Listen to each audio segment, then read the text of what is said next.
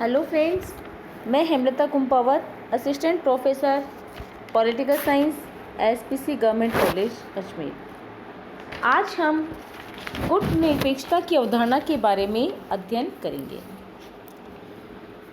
जैसा कि हम सभी जानते हैं कि द्वितीय विश्व युद्ध के पश्चात अंतर्राष्ट्रीय राजनीति के स्वरूप में परिवर्तन लाने वाले तत्वों में गुटनिरपेक्षता का विशेष महत्व रहा है और इस नीति को सर्वप्रथम व्यवहारिक रूप देने का श्रेय भारत के प्रथम प्रधानमंत्री पंडित जवाहरलाल नेहरू को जाता है।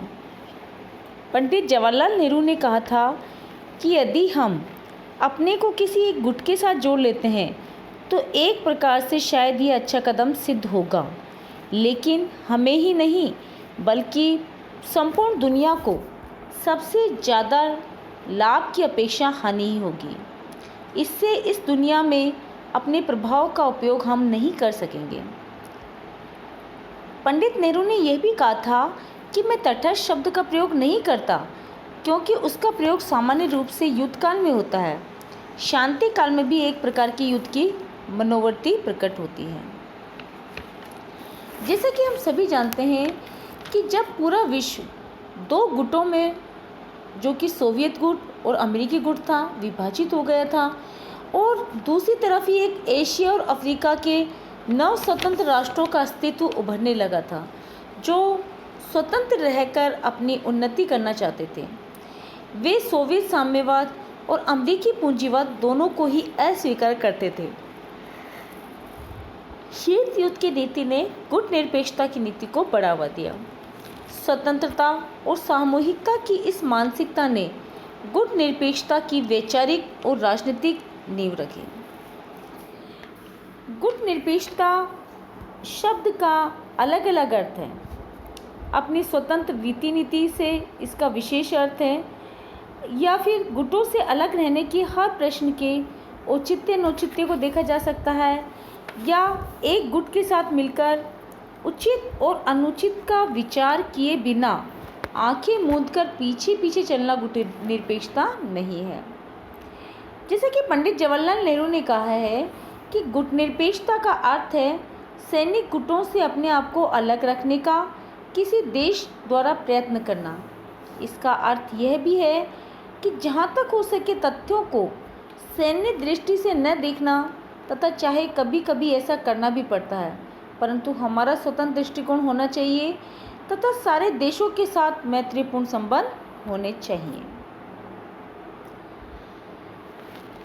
इसी प्रकार से जॉर्ज लिस्का ने कहा है कि किसी विवाद में यह जानते हुए कि कौन सही है और कौन गलत है, किसी का पक्ष न लेना तटस्थता है, किंतु गुटनिरपेक्षता का अर्थ है सही और गलत में भेद करके सदैव सही नीति को अपनाना। बहुत बार गुटनिरपेक्षता और तटस्थता को एक ही अर्थ में प्रयोग किया जाता है, जो कि गलत है। अर्थात गुटनिरपेक्षता और तटस्थता की नीति में कुछ अंतर है।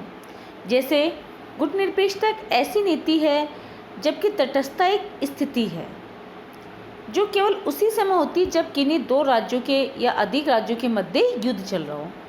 मिस्र के राष्ट्रपति नासिर के शब्दों में तटस्थता शब्द का निर्माण केवल युद्ध के समय के लिए हुआ है। हम नैतिक रूप से तटस्थ नहीं हैं, लेकिन हम गुटनिरपेक्ष हैं। इसलिए हम प्रत्येक अंतर्राष्ट्रीय समस्या का न्याय उसके गुणों के आधार पर करते हैं, न कि गुटवाद के आधार पर। इसी प्रकार से प्रोफेसर पीटर ने तटस्थ और गुटनिरपेक्षता का अंतर बताते हुए कहा है कि शीत युद्ध में संयुक्त राज्य अमेरिका और सोवियत संघ द्वारा प्रेरित शक्तियों के मध्य चल रही राजनीतिक या कूटनीतिक प्रतिद्वंदिता में किसी भी पक्ष का समर्थन करने से इनकार करना ही तटस्थता है। दूसरी ओर गुटनिरपेक्षता का अभिप्राय है कि बिना किसी के साथ पूरी तरह से बंधे अपनी स्वतंत्र नीति का पालन करता। तो इस प्रकार हम कह सकते हैं कि गुटनिरपेक्षता न तो तटस्थता है, न एक पक्षवाद है, न निर्लिप्तता है, न तटस्थीकरण है। अब प्रश्न उठता है कि गुटनिरपेक्षता के ऐसे कौन से आधार, ऐसे कौन से सिद्धांत, ऐसी कौन सी मूल अवधारणाएं जिनके आधार पर गुटनिरपेक्षता की नीति को अपनाया जाता है। 1961 में जब गुटनिरपेक्षता के 3 कर्णधारों ने गुटनिरपेक्षता की नीति का सिद्धांत प्रतिपादित किया था, तो उन्होंने इसके 5 आधार स्तंभ स्वीकार किए थे। पहला, सदस्य देश स्वतंत्र नीति पर चलता हो। दूसरा, सदस्य देश उपनिवेशवाद का विरोध करता हो, अर्थात वो उपनिवेशवाद नीति का विरोधी हो। तीसरा, सदस्य देश किसी सैनिक गुट का सदस्य न हो, अर्थात जैसा कि शीत युद्ध के दरमियान बहुत सारे सैनिक गुटों का निर्माण हुआ था, जैसे नाटो, सीटो, वार्सा पैक्ट, इनमें से किसी भी गुट का सदस्य नहीं होना चाहिए। इसी प्रकार से फोर्थ है, सदस्य देश ने किसी बड़ी ताकत के साथ द्विपक्षीय समझौता नहीं किया हो, अर्थात ऐसा नहीं हो कि उसने रूस या अमेरिका या किसी अन्य बड़ी ताकत के साथ द्विपक्षीय समझौता कर रखा हो। और लास्ट है, सदस्य देश ने अपने किसी बड़ी ताकत को अपने क्षेत्र में सैनिक अड्डा बनाने की स्वीकृति ना दी हो, अर्थात किसी भी बड़ी शक्ति का यहाँ पर सैनिक अड्डा नहीं होना चाहिए। तो इस प्रकार से इन 5 सिद्धांतों पर ये आधारित हैं। इसी प्रकार गुटनिरपेक्षता की नीति शांतिपूर्ण सह अस्तित्व और अहस्तक्षेप की धारणा में विश्वास करती है, अर्थात जियो और जीने दो का एवं अहस्तक्षेप की धारणा में विश्वास करते हैं कि किसी को भी किसी की अंतर्राष्ट्रीय राजनीति में हस्तक्षेप नहीं करना चाहिए। इसी प्रकार से ये साम्राज्यवाद और उपनिवेशवाद के विरोधी हैं, जातिवाद और नस्लवाद के विरोधी हैं। इसी प्रकार से ये गुटनिरपेक्षता की नीति को राष्ट्रीय हित प्राप्ति का साधन मानते हैं। ये शस्त्रीकरण के पक्ष में भी ये नीति नहीं है। तो इस प्रकार से हम देखते हैं कि गुटनिरपेक्षता की नीति एक ऐसी नीति है जो कि विश्व के दोनों गुटों से अलग रहने की नीति, स्वतंत्र नीति पर चलने की नीति है। अब प्रश्न उठता है कि ऐसे कौन कौन से कारण थे जिसकी वजह से गुटनिरपेक्षता की नीति को बढ़ावा मिला या गुटनिरपेक्षता की नीति का जन्म हुआ। इसमें सबसे पहला है शीत युद्ध। जैसा कि हम सभी जानते हैं कि अमेरिका और सोवियत संघ में गंभीर मतभेद उभरे। दोनों देशों में आपसी कटुता, तनाव, वैमनस्य और मतभेदों के कारण 2 पृथक पृथक गुट बन गए। अमेरिका पूंजीवादी गुट और सोवियत संघ साम्यवादी गुट बना। दोनों गुटों ने अपने अपने समर्थकों की संख्या बढ़ाना और अपने गुट को अधिक शक्ति संपन्न करना शुरू कर दिया। गुटों ने अपने अपने समर्थकों के साथ सैनिक संधियां भी कर ली थी। इस शीत युद्ध से नवोदित राष्ट्रों ने पृथक रहने की नीति अपनाई, जो बाद में गुटनिरपेक्षता की नीति कहलाई। दूसरा है मनोवैज्ञानिक विवशता।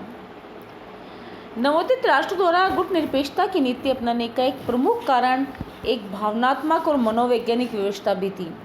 वे न केवल औपचारिक रूप से स्वतंत्र ही नहीं बल्कि महाशक्तियों के प्रभाव से भी मुक्त होना चाहते थे। उन्होंने अनुभव किया और गुटनिरपेक्षता में अपनी आस्था इसीलिए व्यक्त की ताकि वो अपनी नीति और कार्यवाही को स्वतंत्र रूप से कर सके। इसी प्रकार सैनिक गुटों से पृथक रहना, अर्थात